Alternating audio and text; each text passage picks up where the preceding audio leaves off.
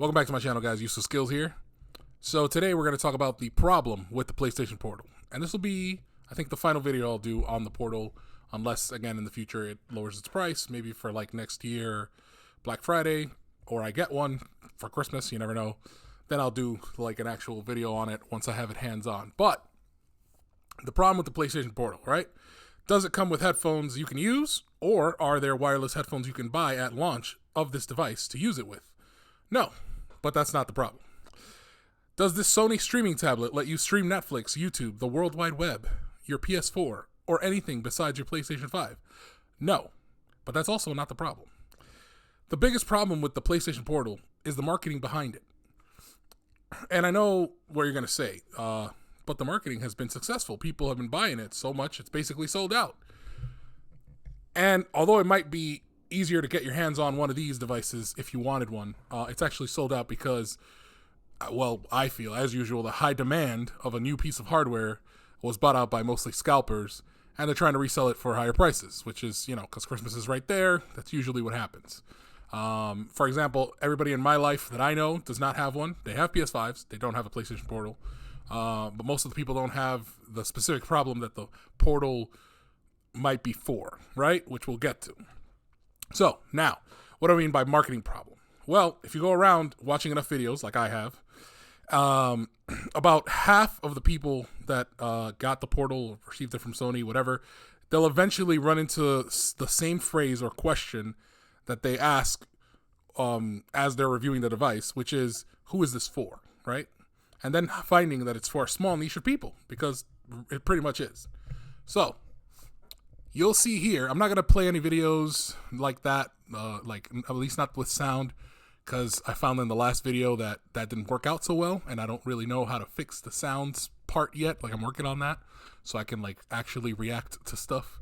But yeah, start with this guy, right? He's mostly a Nintendo guy. I follow him for a lot of his Nintendo takes.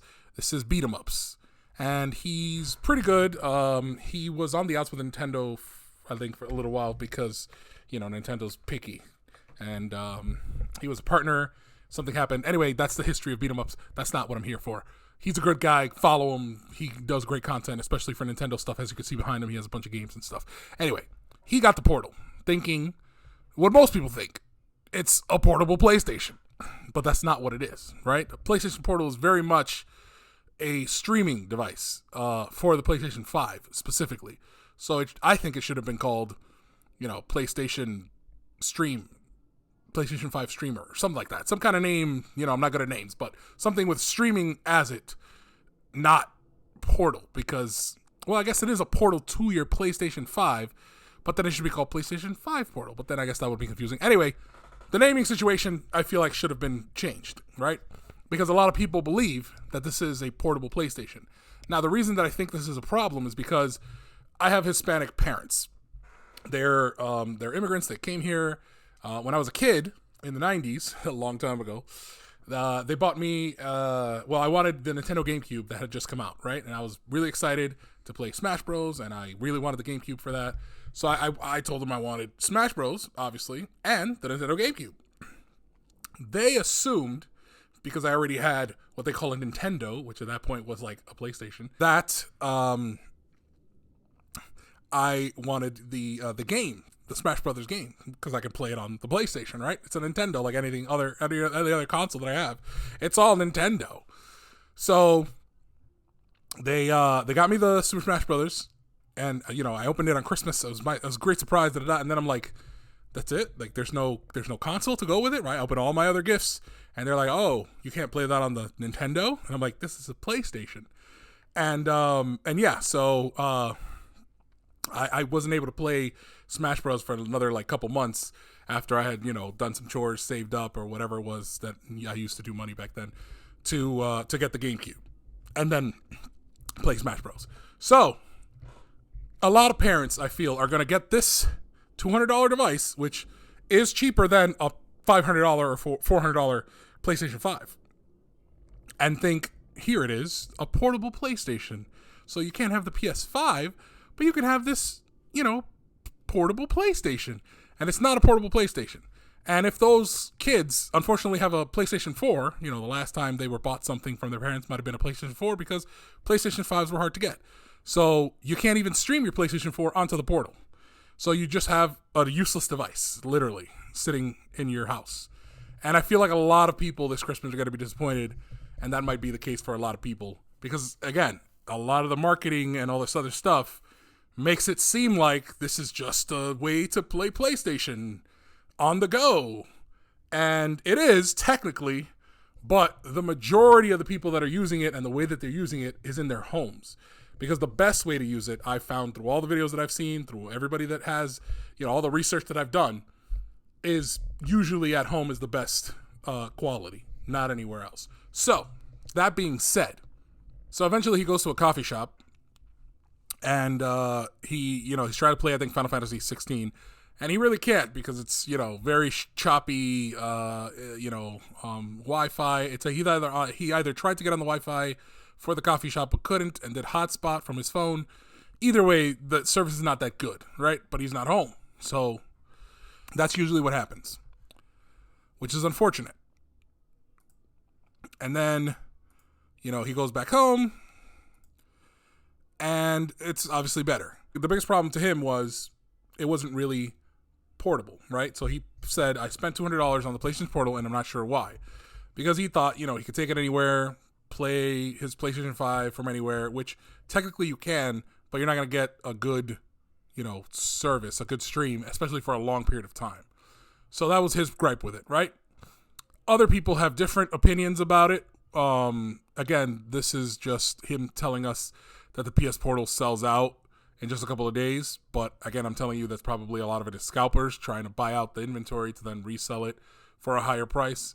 As a matter of fact, so you see, like, a lot of people are trying to sell it for a lot more than what it should be, right? Let's start this PS Portal.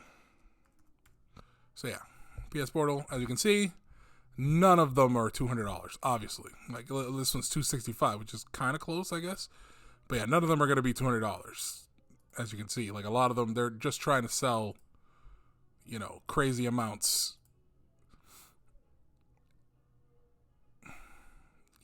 So again, I don't have one. I don't know anyone that I know that has one, and I know a lot of people with PlayStation 5s, but maybe it doesn't fit their need, right? Editing Wilson here. So I'm realizing now that I didn't speak about why Spawnwave Plus brought up the fact that the Portal sold out in just a couple days. So the reason that he brought it up was basically to say in the whole video is Sony getting the message, right, about the Portal being sold out because people want a portable PlayStation, basically a PSP. So he's of the mind that the Portal's good, but I think, again, like most people, he would prefer a PlayStation Portal. So that was what that was about. Back to the video. So from Some Ordinary Gamer, another channel I recommend. He obviously is not for the PlayStation Portal, for the same flaws that everybody else has. But if you want to go check out his video, you can go check out his video. I just wanted to put contrasting, some people are for it, some people are against it. So, first person that we saw, I think he enjoyed the Portal, but he wouldn't have gotten it had he known that the actual, going outside with it would be such an issue, right? Some Ordinary Gamer, again, does not like it. The Game Father. So he actually, the reason I put this video in here is because he actually tested it outside, right? He also went to McDonald's, and he has an LG or a Sony phone, I think it is. So he's able to hotspot the Wi-Fi from the McDonald's where he's at to his phone to then give that Wi-Fi to the Portal. So it basically acts like a relay, like a Wi-Fi relay. And, he had not really a good time as well, obviously, at the McDonald's with the Wi-Fi. Not good speeds. It was all right. He did for the most part, he did what he could, but it wasn't that great. So that's another, but again, ultimately, I think he does like the device. He did enjoy the device. But it's because he has a unique experience where he went, which is where I want to go. So he went to the middle of nowhere, right, to play this. on his with mobile data with 4G on his phone. So he hotspotted from his phone to the portal in the middle of nowhere, and I love this shot. It's a good shot. It's a really good shot. I really like it. And he's just playing his portal in the middle of nowhere, playing Spider-Man. It's pretty cool. Again, he says the same thing. It's choppy. It's laggy. It's not the best, but he did spend 3 hours outside in the wilderness playing this PlayStation Portal. So for unique experiences like that, that's great. But you're still just streaming your PlayStation. Whereas if it was a standalone device, it would have been better, right? This is him outside of a mall. So he goes to different places, just to see where it can work. For the most part, like I said, it works. It's just very choppy, very laggy, and if you're okay with that, then you're okay with that. Another group of guys, Game Ranks. I love them. Follow them for a long time since they started their channel, pretty much. And again, mixed feelings on the Portal, and they don't really recommend it. At least that's what I got from their video. For the same issues, like it's fun to play, it's fun to have. Outside though, kind of not great. I'm more in line with Game Ranks a lot of the times with a lot of the stuff that they say. I'm pretty much in line with what they say because I agree with a lot of the stuff they say. But this is another negative opinion, I guess, of the PlayStation Portal. Now, I got to give a shout out to my guy, right? So this is one of my videos that I added C Kid M because he was very excited, very hype about the Portal. And he, commented on my video and said, great video.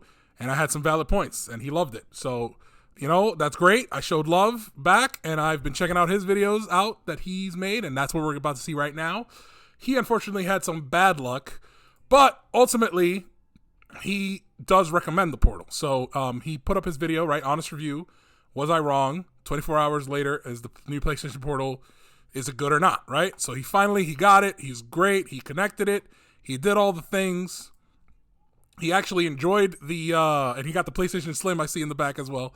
He actually enjoyed the Portal and what it had to offer. And he really recommended it, right? Then a couple days later, he put out a video. Is it flawed, right? 1 week later.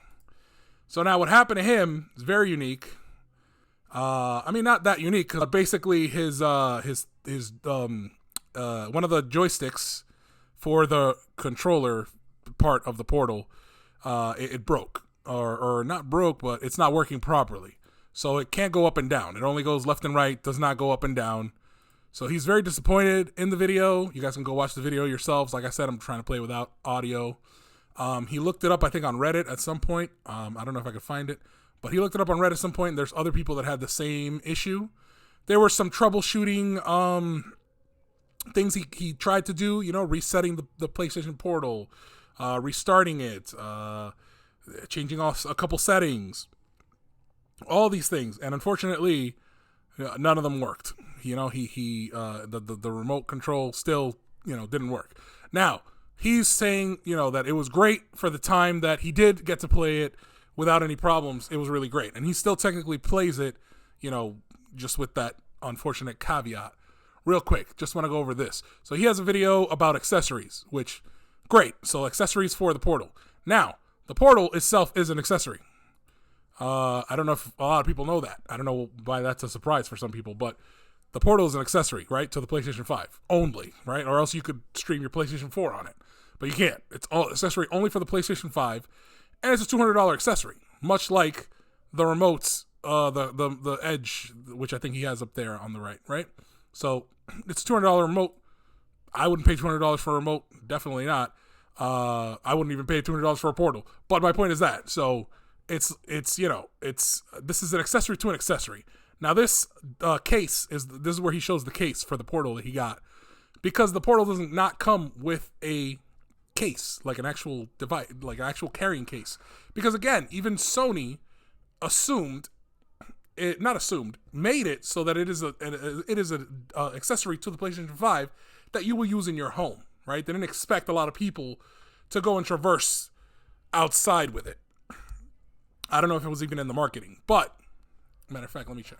Even Sony on their ad for the PlayStation Portal, if you guys go watch it, they never not explicitly, like they show some people maybe in like a hotel, what might be a hotel, but for the most part it looks like people are in their homes playing the PlayStation Portal, not really outside. So they didn't expect people to take this outside. They did not provide a carrying case, and they don't even sell a carrying case for the Portal, like a Sony version of it on their own. I think this is a third-party case that he got. And that's great and all. But to, again, buy a $200 accessory to a device that's already $500 or $400, to then spend another, I don't know, 100, maybe 50, 80 bucks. I don't know how much the case was. But a matter of fact, I think he has an affiliated link right here. Hold on, let me see. Another $60, for a travel case, it's a lot, right? So eventually he gets on his computer and he tries to find a way to get support for the PlayStation Portal, right? And they do have a tab in the PlayStation, on PlayStation.com or the PlayStation website for this stuff, but they have, user guides, troubleshooting, system software, nothing about, returning it or refurbishing it or anything like that, right? Hardwares and repairs, right, where it would be. So he goes on the phone, talks to them on the phone, and eventually the guy's like, hey, restart your thing. And he knows, we all know that's not going to work. So he tries that. The problem still persists. The joystick it's broken, right? So now the guy tells him, okay, you got to send it to a specific address. You got to pay for shipping yourself. And then after you pay for shipping to send it to them, they'll either send you well, it wasn't clear if they're going to send him a refurbished one, which I doubt there's refurbished. Like, I doubt people have sent in ones and they're going to give him another used one. Like, they'll probably just fix his and send his back. And if they can't, they'll just give him a brand new one. That's what most companies would do. And that's what I think they're going to do. So they're either going to fix it, if they're able to fix it, send him back his and say that his has been refurbished. Or they're going to send him a brand new one and hope that in the shipping process nothing happens. Because what I think happened is that his joystick got messed up during the shipping, right? I don't think so. Sony, I may think a lot of bad things about Sony, right? As far as they want money, they're very money hungry. They do things that, like sell you a PlayStation Slim for more money, and stuff like that. That's like crazy. And again, give you a PlayStation Portal instead of a PlayStation Portable, but they make good products. So the products are really, really good. When they come to you, they come very, very well done, well made. And that's something in every review you'll see of the Portal. Everybody will say, this is really well crafted. This is really well made. And I'm sure that their Portal is also very well made. I'm thinking during the shipping process, it might have, bumped into something or whatever, or mishandled by whatever package handler had it. And, it dented or messed up the joystick at some point during travel. Because some people have this issue, some people have not. They've had it for a long time now. Well, not a long time now, but since it's been out, and they don't have that joystick drift problem. But eventually, if you use the Portal enough, you will have joystick drift problem just on your own by you continuously using the Portal. Now, on this $200 device, just like a $200, PlayStation 5 controller, the Edge one, you can switch out on that $200 controller. You can switch out the joysticks.